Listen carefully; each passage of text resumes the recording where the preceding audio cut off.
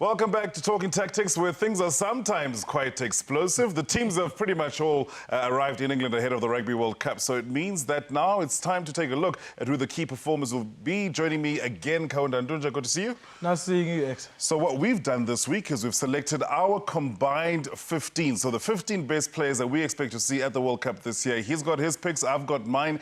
Feel free to comment below this video. Tell us what you think. Do you like those names? Don't you? Do you want to add one or two of your own? Love to hear your views. We are a little bit biased, though, and I must admit, towards the Southern Hemisphere. Yeah, for sure, X. I mean, we do spend a lot of time watching Super Rugby tournament, the Super Rugby tournament and Rugby Championship as well, compared to Aviva Premiership, French Top 14, Heineken Cup, and Six Nations. So probably a little bit biased towards the Southern Hemisphere. That's it. Let's take a look at the picks, starting with Kaunda's front row. And mine is very similar to this, bar one change. Marcus Ayers, Bismarck du Plessis, and Owen Franks from New Zealand.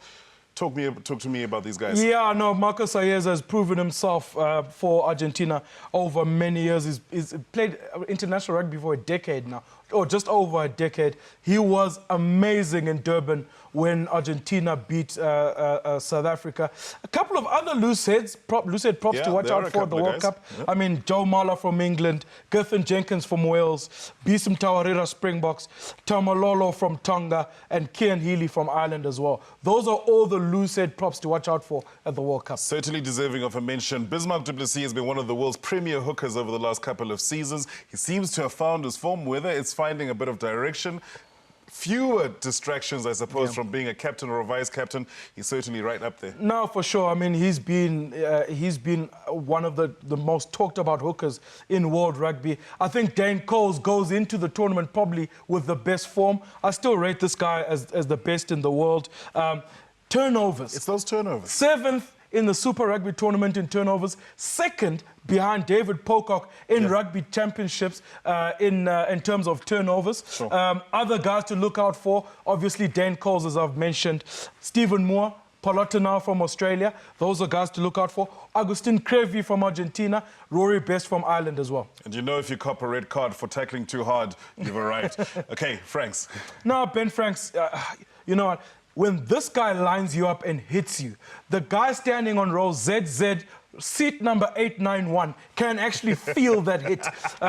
Over and above the fact that he is a solid scrummager. They're saying when he celebrated the World Cup win in 2011, the next day, him and his brother, Ben Franks, they gym freaks, went and squatted the whole day just celebrating that World Cup. He's definitely a prop to watch. These are the things that tight ends do for fun. Let's take a look at my selections for the front row. As I mentioned, only one change, and I've gone with the very experienced Martin Castro Giovanni, and he's been around for yonks now. Yeah, no, I can't really disagree with you, X. I mean, Castro Giovanni, over 100 games for Italy. He's played so many games for Leicester Tigers and in France as well. A go-to guy for Italy if they're going to go far, more especially now with Sergio Parisse out. Yeah, they certainly are going to suffer as a result of losing their captain. We move on to the second rowers, and I must admit, there is absolutely no difference in the two selections we've made, and it's quite interesting because both of these guys, technically speaking, are number 4 locks. Yeah, they're both number 4 locks for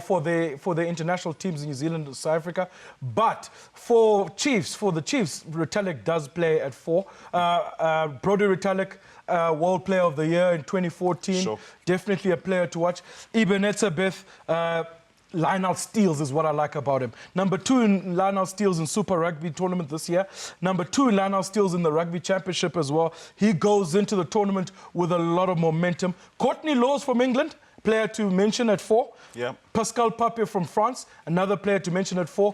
At 5, we've got Sam Whitelock to watch out for, Alan Wynne-Jones from Wales to watch out for, and Paul O'Connell from Ireland. And all we've done really is just change the name at the top of this graphic because it's exactly the same pick. And you'll get a lot of carry out of both of these two guys. So certainly are incredibly valuable for either side, New Zealand and South Africa. On to the back rowers. And again, there is a slight change between our two picks. Only one to mention. And we saw the Australians line up with these two guys, Pocock and Hooper. Very, very effective duo indeed. Dwayne Vermeulen, I still think, picks himself. Okay, I picked Pocock at 6 because in South Africa, a 6 is an open side flanker. Sure. David Pocock, for me, best fetcher in the world, most certainly. Most turnovers in Super Rugby, most turnovers in the Rugby Championship this year. He goes into the tournament with a lot of momentum. Coming back from a long-term injury, that's impressive. Exactly, excellent. I mean, other guys to watch out for, open side flankers, Sam Warburton from Wales, Francois Lowe from South Africa, Manuel Laguzumon from Argentina, Jacques Burger from Namibia, Richie McCaw, All Blacks, Sam Kane, New Zealand, Sean O'Brien at Ireland, and Michael Hooper for me. I've got him at blindside flanker because when they work in tandem, they are dangerous.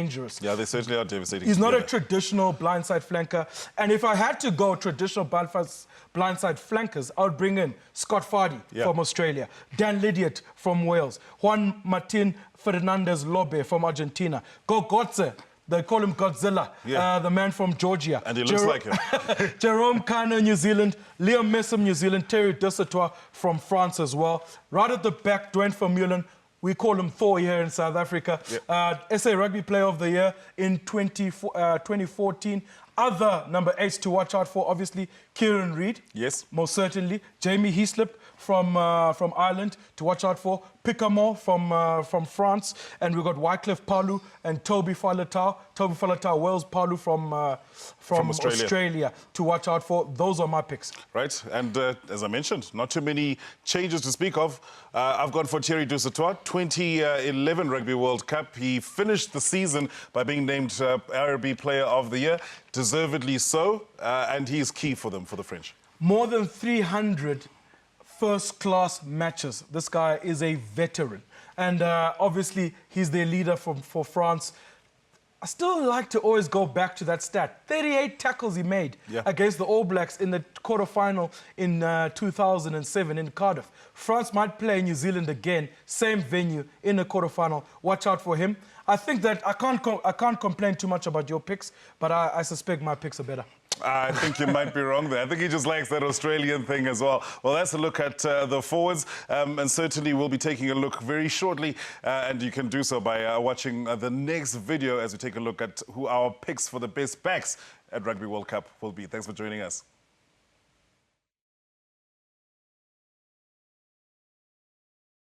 He was the goal kicker. Yes. There's a couple of fly halves that could also put their hands up. World-class players. Bernard Foley from Australia. We've got George Ford from England. Andre